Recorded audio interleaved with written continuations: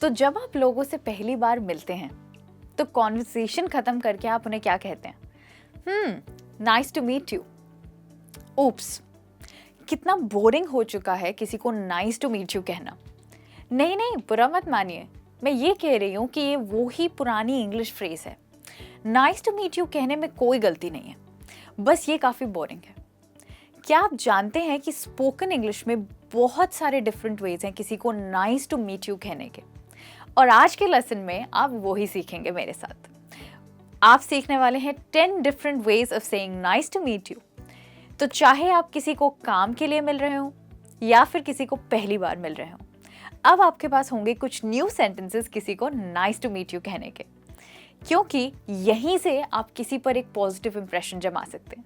तो आइए, let's start our lesson about different ways of saying nice to meet you with me, Michelle. और आप मुझे देख रहे हैं लर्निक्स पर, जहां हम सीखते हैं इंग्लिश थ्रू हिंदी।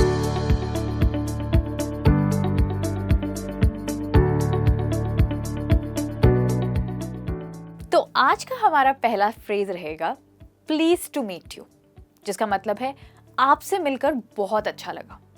तो बेसिकली ये एक फॉर्मल वे है नाइस टू मीट यू कहने का। ये सेंटेंस हमेशा ऑफिसेज में क्लाइंट्स के साथ या बॉस के साथ इस्तेमाल होता है, क्योंकि ये एक फॉर्मल यानी औपचारिक सेंटेंस है। आइए देखते हैं इसको एक एग्जाम्पल सेंटेंस की तरह कैसे यूज करेंगे। तो आप कह सकते हैं, we had been trained that when you meet a client we are supposed to say please to meet you. इसका मतलब है हमें ट्रेनिंग मिली थी कि हम जब भी किसी क्लाइंट को मिलेंगे तो उन्हें प्लीज टू मीट यू कहेंगे।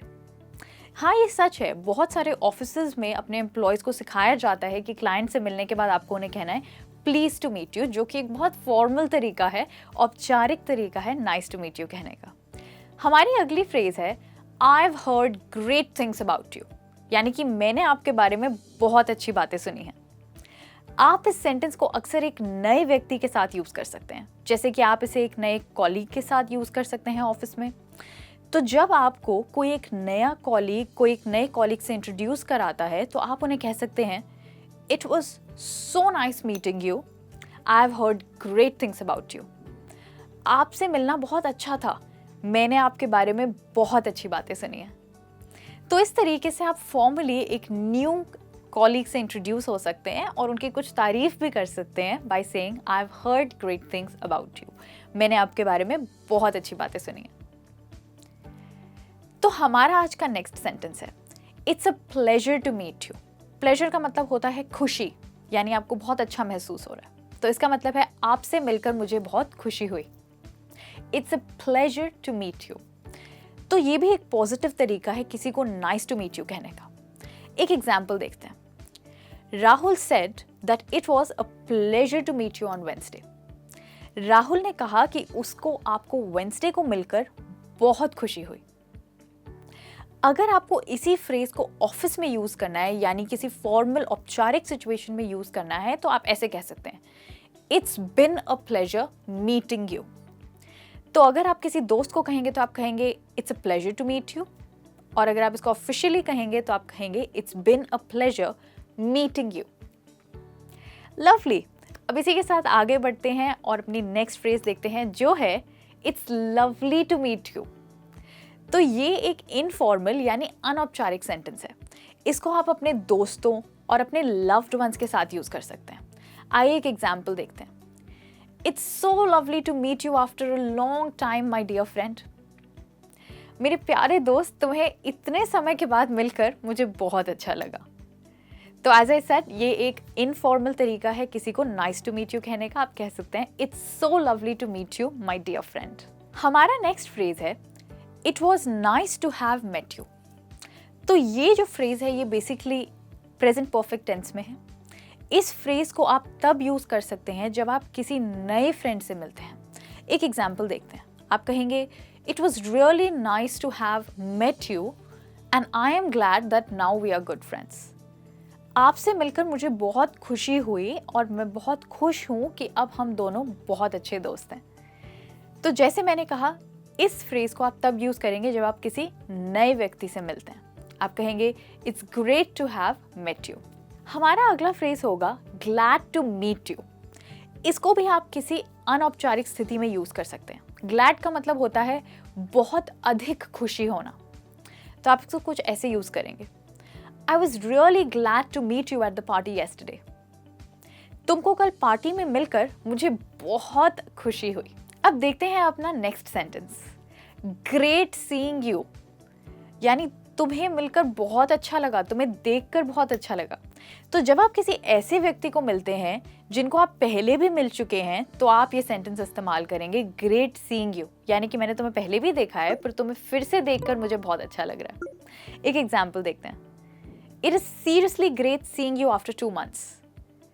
तुमको 2 महीने बाद देखकर मुझे बहुत अच्छा लगा। तो जब आप किसी व्यक्ति से पहले भी बातचीत कर चुके हैं, तो आप उनके लिए एक और सेंटेंस यूज कर सकते हैं। आप कह सकते हैं great interacting with you. Great seeing you का मतलब होता है आप उन्हें देखकर खुश हुए। ग्रेट इंटरैक्टिंग विद यू का मतलब हुआ आप उनसे फिर से बातचीत करके खुश हुए। आप कुछ ऐसे कहेंगे, it's great interacting with you as we have many things in common. आपसे बातचीत करके बहुत अच्छा लगा क्योंकि हम दोनों में काफ़ी चीज़ें मिलती जुलती हैं। अगेन, इसको आप तब यूज़ करेंगे जब आप किसी ऐसे व्यक्ति से बात कर रहे हैं जिन्हें आप पहले भी मिल चुके हैं। अब देखते हैं एक और एग्जाम्पल, एक फॉर्मल सेंटेंस का, यानी औपचारिक सेंटेंस का। तो जब आप कोई मीटिंग ख़त्म करते हैं तो आप कह सकते हैं I had a great time, यानी कि आपने मीटिंग में बहुत कुछ सीखा, तो आप कह रहे हैं I had a great time. अब इसी सेंटेंस को आप एक कॉन्वर्सेशन में भी यूज़ कर सकते हैं। अगर आप किसी डेट पे गए हैं या किसी दोस्त से मिले हैं, तो अपने टाइम स्पेंड करने के बाद आप कह सकते हैं I had a great time, यानी आज मेरा समय बहुत अच्छे से बीता तुम्हारे साथ। और ये है हमारा नेक्स्ट फ्रेज।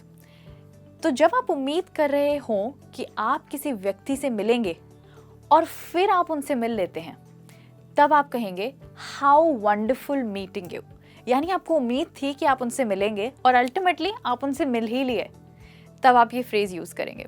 एक एग्जाम्पल देखते हैं, how wonderful meeting you as I was expecting that we would meet today. कितना अच्छा हुआ कि हम आज मिले, मुझे उम्मीद थी कि हम आज मिल पाएंगे। तब ऐसी सिचुएशन में आप यूज करेंगे how wonderful meeting you. Alright दोस्तों, तो ये है कुछ बहुत इंटरेस्टिंग तरीके ये दिखाने के कि आपको किसी को मिलकर कितना अच्छा लगा। तो हो गया ना नाइस टू मीट यू कहना काफ़ी बोरिंग, बिकॉज अब आपने सीख लिए हैं इतने सारे इंटरेस्टिंग वेज जो आप अपनी स्पोकन इंग्लिश कॉन्वर्सेशंस में यूज़ कर सकते हैं। मुझे उम्मीद है कि आप इन्हें अपनी डेली कॉन्वर्सेशंस में प्रैक्टिस करेंगे और लोगों के ऊपर अपना कमाल का इंप्रेशन जमाएंगे। So thank you so much मेरे साथ ये लेसन देखने के लिए। This is Michelle signing off. I hope आप ये फ्रेजेस यूज़ करेंगे और जल्द ही मुझे कॉमेंट्स में भी बताएंगे कि इनमें से आपको सबसे इंटरेस्टिंग और न्यू फ्रेज कौन सी लगी। So thank you for staying with me. See you very soon in another lesson. तब तक सीखते रहिए इंग्लिश और बोलते रहिए इंग्लिश। Bye bye.